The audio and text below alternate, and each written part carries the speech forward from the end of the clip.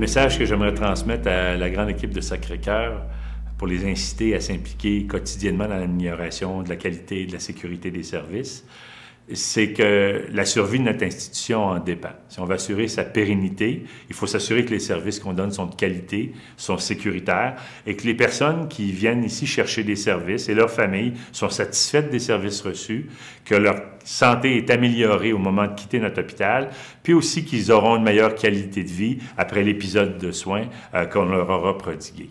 Alors, et ça, c'est une préoccupation qu'on devrait avoir de façon quotidienne, et pas seulement, par exemple, avant la visite d'agrément pour répondre à certains standards ou à certaines normes. Parce que le défi de l'amélioration, c'est pas quelque chose qu'on atteint du jour au lendemain. Je pense que ça prend un petit peu d'effort à tous les jours pour atteindre des plus grands objectifs. Je suis ici depuis plusieurs années à l'hôpital du Sacré-Cœur. J'ai compris avec le temps, avec les années, que la qualité des soins, le service aux malades, le service aux patients, c'est tout. La qualité des soins et des services à Sacré-Cœur, pour moi, ça se traduit de façon concrète par les petits gestes de plus qu'on donne au niveau du patient. Ça se traduit en qualité pure. Dans le milieu médical, je dirais une chose facile qu'on a déjà tous en commun, c'est qu'on est là pour le patient en premier. On est là parce qu'on aime ça, aider les autres personnes. Puis ça, à la base, c'est une qualité que tout le monde a, puis qui nous aide à aller de l'avant dans un processus, l'amélioration des soins. Le désir de s'améliorer, puis se faire confiance à l'intérieur de l'équipe, je pense que c'est les deux qualités qui sont les plus importantes. Puis à l'hôpital du Sacré-Cœur, un hôpital de pointe, à la fine pointe de la médecine comme nous, je pense qu'on a tout ce désir-là d'aller plus loin et de donner un meilleur service. L'amélioration constante de la qualité et de la sécurité des services, c'est l'affaire de tous. Et chacun doit jouer son rôle, de par sa formation, sa compétence, ses expériences. Mais c'est une préoccupation qu'on doit avoir en tant qu'équipe de travail, du directeur général jusqu'à la personne qui a été embauchée hier, aux stagiaires. Même nos bénévoles ont un rôle à jouer. Donc l'amélioration de la qualité et de la sécurité des soins chez nous, ça devrait être l'affaire de chacun et de chacune des équipes. Une autre qualité que je crois essentielle à une équipe pour faire un bon travail d'amélioration de la qualité des soins, je pense, c'est la capacité de l'équipe à avoir un regard critique sur son propre travail.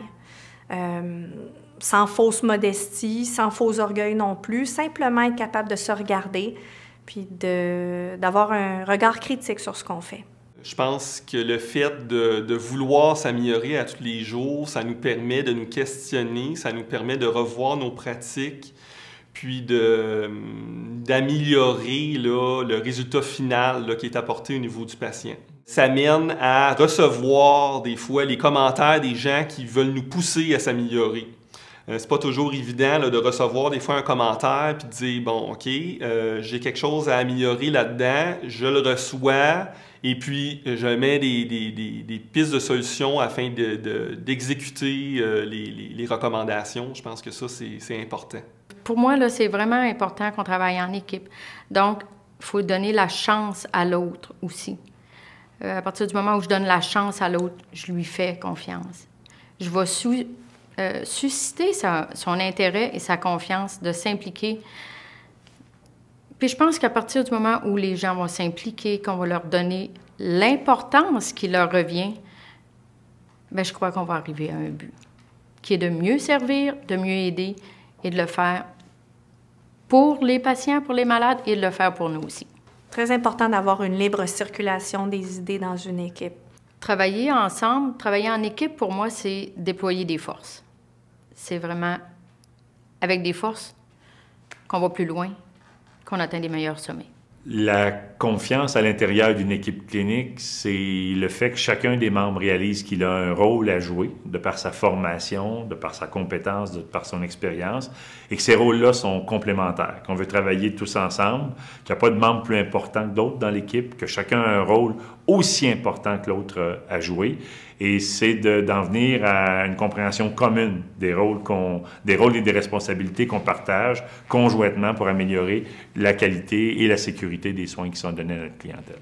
C'est de m'impliquer avec intérêt, avec passion, m'impliquer en équipe avec mes collègues afin qu'on atteigne un but, un sommet qui m'interpelle toujours. L'amélioration, obtenir le meilleur, puis de le faire dans une espèce d'euphorie, une espèce d'enthousiasme, de goût de venir travailler. Pour moi, c'est important. Le message que je transmettrais à mes collègues, c'est le même que je tente de me convaincre à tous les jours, c'est de visualiser le patient puis de dire, ben c'est nous, c'est un proche qui est là, puis ce qu'on fait, c'est pas banal. Ça impacte la vie des gens, puis il faut croire en ça pour être capable de donner les soins comme nous, on aimerait les recevoir. Je pense que ça, c'est vraiment le message clé que j'aimerais passer à mes collègues. Quand on s'implique, bien, c'est sûr que ça demande un petit peu plus de travail, là. Je le cacherai pas, mais en bout de ligne, on comprend beaucoup mieux comment fonctionne notre travail, on comprend beaucoup mieux ce que vivent nos patients à l'hôpital et on devient un acteur de notre milieu, pas juste quelqu'un qui subit puis qui se laisse aller par le courant. Donc, si je peux faire une image, c'est comme si on était sur une rivière, puis au lieu de se laisser descendre par le courant, bien, on est dans un canot, on avironne, puis on a du pouvoir sur ce qu'on fait.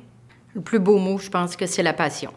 Quand je rencontre des personnes qui ont été soignées ici, elles me disent toujours les équipes sont formidables, les gens sont gentils, les gens sont compétents, les installations méritent d'être rehaussées. Alors, on pourrait être tenté de répondre que quand on va avoir réglé la vétusté de notre hôpital, nos problèmes de qualité et de sécurité seront réglés. Malheureusement, je pense que c'est un peu trop facile d'en venir à cette conclusion. À mon avis, l'obstacle principal qu'on a à franchir, puis le véritable défi, c'est que chaque personne de notre grande équipe se sente directement concernée, au jour le jour, par l'amélioration de la qualité et de la sécurité des soins. Ça peut commencer par des choses aussi simples que les techniques de lavage de mains. S'assurer que les personnes qui séjournent chez nous ont le soutien nécessaire pour pouvoir s'alimenter, pour pouvoir s'hydrater, pour pouvoir se déplacer pour aller aux salles de toilette. Qu'on leur donne la bonne médication au bon moment.